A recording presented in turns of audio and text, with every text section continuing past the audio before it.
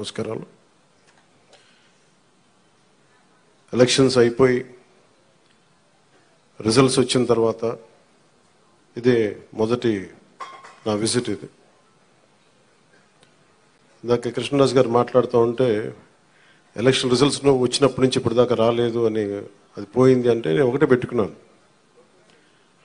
ఎలక్షన్లు గెలిచిన తర్వాత నాకు లోపల నుంచి ఏముందంటే నాకు ఊరేగింపులు చేసుకోవడం నాకు ఇష్టం లేదు. నాకు పనిలోకి వెళ్ళాలనుకున్నాను. ముందు కృతజ్ఞతని ఎలా చెప్పగలను?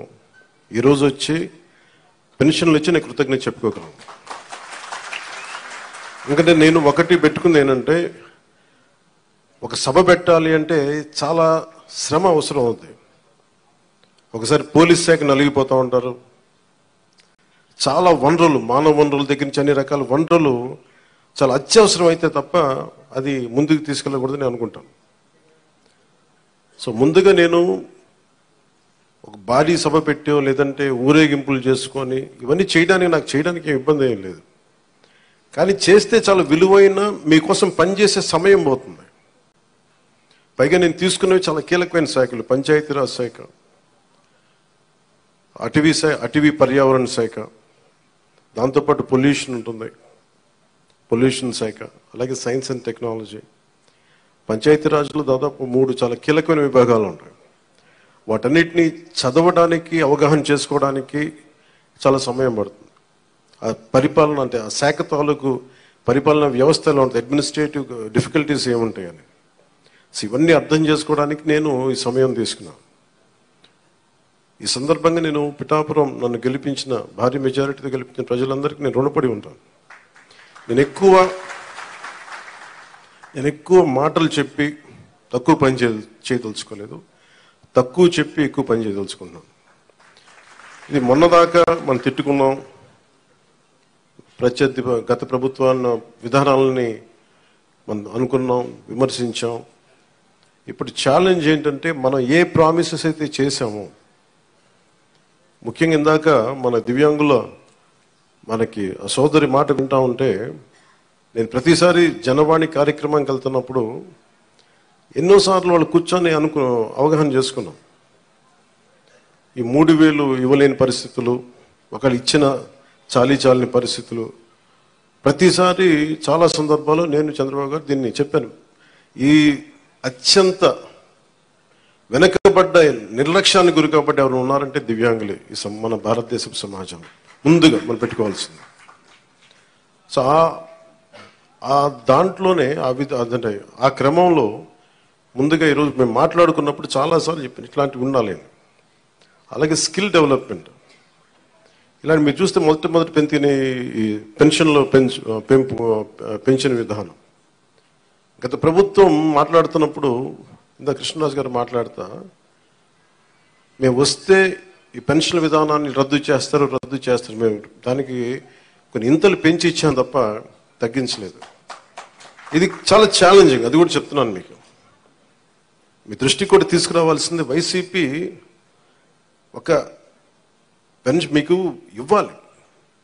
మనకి ఏమంటుందని, మనకి ఏదైతే ఇవ్వాలో వెల్ఫేర్ స్కీమ్స్ ఇవ్వాలి. ఖచ్చితంగా వెల్ఫేర్ స్కీమ్ చాలా చాలా ఎసెన్షియల్. కానీ దాంతోపాటు అభివృద్ధి కూడా కావాలి. ఈరోజు నేను పంచాయతీరాజ్ శాఖ లెక్కలు చూస్తూ ఉంటే అసలు అడ్డగోలుగా నిధుల్ని అటు ఎటులిపినే తెలియట్లేదు. మీరే చూశారు, ఒక చిన్నపాటి కాలువకి ఒక మండలానికి కావాల్సిన డబ్బులు ఒక 15 కోట్లు 10 కోట్లు, ఏది ఒక చిన్నపాటి మినీ రిజర్వాయర్ అవసరం ఏదైనా ఉంది, లేదంటే మనకి చిన్న కాలువల మరమ్మతులు కానీ, వాళ్ళ ప్రయారిటీ, వాళ్ళు మంచిగా చెడ ఇవన్నీ పక్కన పెడితే వాళ్ళ ప్రయారిటీ 600 కోట్లు పెట్టి ఋషికొండలో ప్యాలెస్ కట్టుకున్నారు. అదే 600 కోట్లు ఈ పాటికి మనకి ఇక్కడ కనుక పెట్టుంటే ఒక జిల్లా అభివృద్ధి అయిపోయింది. సో మేము తీసుకున్న ప్రయారిటీ అది. హంగులకి ఆర్భాటాలకి కాకుండా, నేను ఈ రోజున పంచాయతీరాజ్ వ్యవస్థ నేను నడిపే వ్యక్తిగా చెప్తున్నాను మీకు, ఇందులో నా సైడ్ నుంచి కరప్షన్ ఉండదు, నేను మీకు మాటిస్తున్నాను.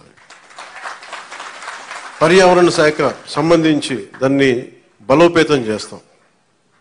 అకౌంటబిలిటీ, ఎన్విరాన్మెంటల్ ఆడిట్ పట్టుకొస్తాం. ఏ కాలుష్యం ఎందుకు ఉంది, దానికి పారిశ్రామికవేత్తలు ఏం చేస్తారు? ఇబ్బంది పెట్టి భయపెట్టేది కాదు, కానీ వారి బాధ్యత కూడా గుర్తించేలా దానికి ఒక బలమైన ప్రయత్నం చేస్తాం. అలాగే పంచాయతీరాజ్ శాఖలు చూస్తే జల్ జీవన్ మిషన్ ప్రతి ఇంటికి రక్షిత మంచినీరు.